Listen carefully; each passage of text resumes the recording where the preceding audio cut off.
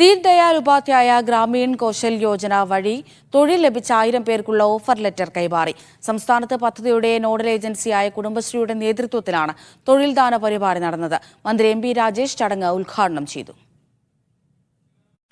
ടാലന്റോ 24 എന്ന പേരിലാണ് പരിപാടി നടന്നത്. പദ്ധതി വഴി വിവിധ കോഴ്സുകളിൽ പരിശീലനം ലഭിച്ച 1000 പേർക്ക് ഓഫർ ലെറ്റർ നൽകി. കേരളത്തിലെ യുവജനങ്ങൾ തൊഴിലവസരങ്ങൾ ഇല്ലാത്തതിനാലും ജീവിക്കാൻ കഴിയാത്തതും കൊണ്ടാണ് മറ്റു സ്ഥലങ്ങളിലേക്ക് ചേക്കേറുന്ന പ്രചരണം തെറ്റാണെന്ന് പരിപാടി ഉദ്ഘാടനം ചെയ്ത് എം.പി. രാജേഷ് പറഞ്ഞു.